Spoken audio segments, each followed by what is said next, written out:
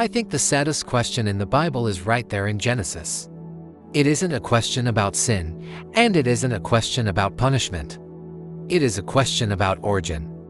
The Lord looked at Adam, who was hiding in the bushes, covered in shame, and asked, "Who told you that you were naked?" God didn't ask, "Are you naked?" He knew the reality of the situation. He asked, "Who told you?" He was asking for the source of the shame. He was asking where Adam had received the definition of himself that caused him to hide. And I have to ask you today, who told you that you're dumb? Who told you that you're broken? Who told you that your mistake was unforgivable? At what point did you elevate a stranger's voice above the voice of God? We live our lives navigating through a minefield of insecurities, but we rarely stop to ask where they came from. We treat our limitations as if they are hard, cold facts, when in reality, most of them are just suggestions that we accepted as truth a long time ago. Today, we are going to do some deep surgery on your belief system.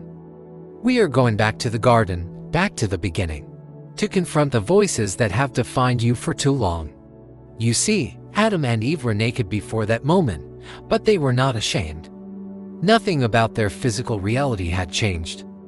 They hadn't grown an extra limb, they hadn't been disfigured. What changed was their perception. A voice spoke, they listened, and suddenly, they saw themselves as less than. They saw themselves as vulnerable. They saw themselves as needing to hide from the very source of love. The enemy didn't change their body, he corrupted their vision, and that is exactly what is happening to you right now. You are walking around carrying shame that doesn't belong to you, wearing labels God never printed, and limiting your future because you are listening to a lie. You are looking at yourself through a lens that has been scratched and distorted by the enemy. Let's get specific. Because vague theology doesn't heal specific pain. Who told you that you are too much? Maybe you were 7 years old. You were excited, you were loud, you were full of life. You were just being a child.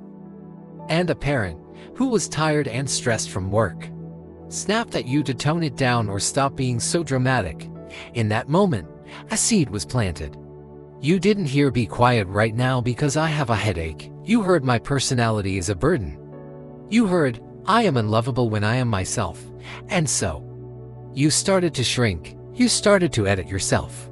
Who told you that you aren't smart enough? Was it a teacher who didn't understand your learning style? Was it a standardized test score that measured your memory but not your creativity? At what point did you let a grading system speak louder than your creator? We carry these echoes. They bounce around in the chambers of our minds until they sound like our own voice. But they aren't. They are the echoes of broken people projecting their brokenness onto you. I talk to people every day who are paralyzed by a fear of failure. And when we dig down to the root, we find a moment 10, 20, 30 years ago where someone laughed. Someone pointed. Someone made them feel small. And I have to ask you today, why is that person still holding the microphone in your life? They might not even be in your life anymore. They might be dead. But you are still letting them narrate your story. You have given them tenure in the university of your mind. It's not just the past, is it? It's the present. We have moved from the playground bully to the digital judge. At what point did you let a social media algorithm speak louder than your creator? You scroll for 10 minutes and you put your phone down feeling heavier than when you picked it up. Why? Because the algorithm is designed to show you what you lack. It is engineered to keep you looking. It shows you the car you don't drive, the relationship you don't have, the body you don't live in, the vacation you aren't on. And silently, subconsciously, the question is being answered. Who told you that you are poor? The feed did. Who told you that you are unattractive? The filter did. Who told you that you are behind in life? The highlight reel of a stranger did. You are building your identity on data points that are manipulated to keep you engaged, not to keep you whole. You are letting a machine define your worth. Here is the dangerous part.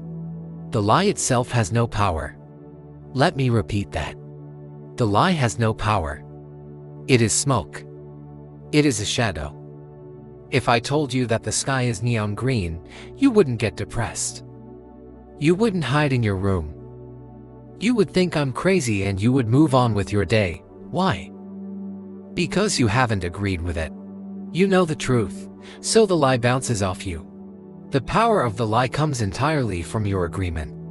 In Genesis, the serpent couldn't force Adam and Eve to hide. He couldn't force them to sew fig leaves together. He could only suggest a new reality. They had to agree with it. They had to look at themselves and say, yes, he's right. We are naked. We are shameful. When you agree with the lie that you are unlovable, you start acting unlovable. You push people away before they can hurt you. You sabotage relationships. You fulfill the prophecy. When you agree with the lie that you are incapable, you stop trying. You don't apply for the job. You don't start the ministry. You bury your talent in the ground because you are afraid of the master. Agreement is the bridge that allows the enemy to traffic his garbage into your soul. It is the signature on the contract. And whatever lie is keeping you limited and contained right now, it is time to break agreement with it. You have signed a contract with your own insecurity. And today, we are tearing it up. So how do we stop? How do we silence the noise and cancel the contract? It starts with an authority check.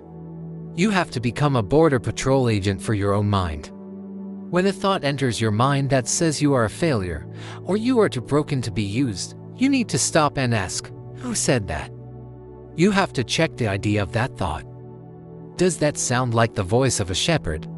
Does that sound like the voice of the one who knew you before you were formed in your mother's womb? Does that sound like the voice of the one who hung on a cross to purchase your freedom?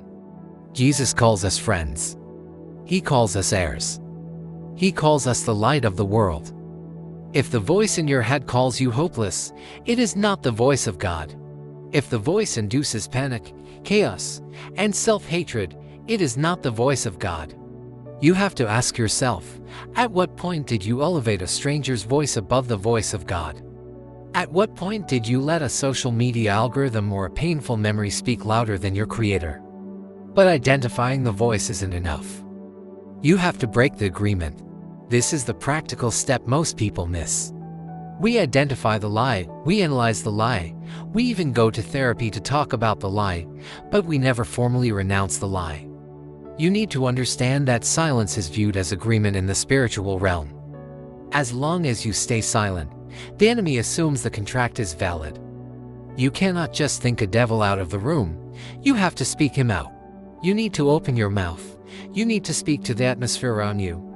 You need to say, I renounce the lie that I am unlovable. I break agreement with the spirit of rejection. That is not my name. You have to evict the tenant. You can't just wish them away. You have to serve them an eviction notice.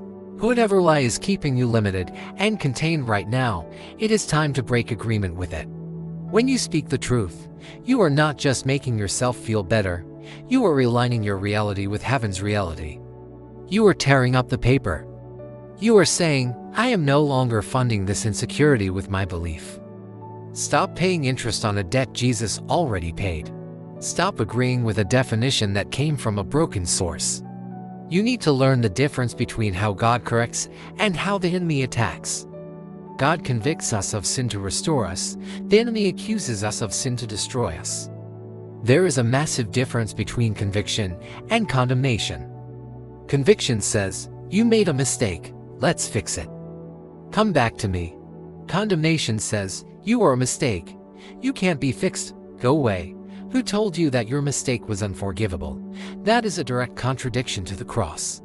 When you believe that you are beyond redemption, you are essentially saying that your sin is greater than his sacrifice. You are saying the blood wasn't enough. You are saying that what Jesus did on Calvary covered everyone else, but it wasn't quite strong enough for you. That is the ultimate arrogance of the lie. It tries to elevate your failure above God's victory. If you want to know what the voice of God actually sounds like when you failed, look at the text. Look at Elijah. Here is a mighty prophet who ran away in fear. He was depressed. He was suicidal. He sat under a broom tree and told God, I am no better than my ancestors. He was agreeing with a lie of worthlessness. And how did God respond? Did he shame him? Did he say, "Call yourself a prophet? Look at you, you coward"? No. God gave him food. God gave him sleep. And then God spoke to him not in the wind, not in the earthquake, not in the fire, but in a still, small whisper. God's voice restored his strength before it restored his assignment. Look at Peter. He denied Jesus 3 times. He swore he didn't know him. The shame he carried must have been crushing. He went back to fishing because he thought he was disqualified. He thought his ministry was over. And when Jesus met him on the beach, by a charcoal fire, the same kind of fire Peter stood by when he denied him, Jesus didn't ask, "Why did you fail me?" He didn't ask, "Who told you to run?" He asked, "Do you love me?" Jesus bypassed the shame and went straight to the heart. He re-established the relationship. That is the voice you should be listening for. If the voice you hear pushes you into the darkness, it is a liar. If the voice calls you out into the light, even if it's to correct you, that is the Father. The only way to answer the question, "Who told you?" is to start listening to the one who made you. You have to replace the question, "Who told you?" with the statement, "God says." You cannot just empty your mind, you have to fill it with truth. When the world says you are weak, you don't just try to pump yourself up with positive thinking or affirmations in the mirror. You go to the Word. God says, "My grace is sufficient for you, for my power is made perfect in weakness." When the world says you are alone and abandoned, God says, "I will never leave you nor forsake you. I am with you until the end of the age." When the world says you are finished, that your best days are behind you, God says, "I am the Alpha and the Omega. I make all things new." You have to become aggressive about this. The Bible says to take every thought captive. That is military language. You have to guard the gates of your mind. Whether it was an abuser, a negative comment, or just your own fear, who told you? If they don't have the authority to judge the earth, they don't have the authority to judge your soul. If they didn't create you, they don't get to define you. Stop listening to the echo of the world and start listening to the Father. You are not what happened to you. You are not the trauma you endured. You are not what they said about you in the hallways of high school. You are who He says you are. And He says you are loved, chosen, and redeemed. He says you are His workmanship. I want to pray for you right now. Wherever you are, if you're in your car, in your kitchen, or watching this late at night, I want you to take a breath. Father, I pray for the person listening right now who has been carrying a lie for decades. Lord, we break the agreement right now. We silence the voice of the accuser. I pray that you would expose the root of the shame. Take them back to the moment the lie started, and show them that you were there, and that you never agreed with it. Replace the question, "Who told you?" with the assurance, "I have called you by name." Give them the courage to walk out of the bushes, to stop hiding, and to stand naked and unashamed before you, covered only by your grace. So, as you go about your week, and that familiar heavy feeling tries to settle on your shoulders, I want you to stop in your tracks. Do not let it settle. I want you to look that feeling in the face, and I want you to ask it the question that changes everything. Who told you? Who told you? Break the agreement. Walk in the truth. Because the one who told you that you are free, He is the only one telling the truth.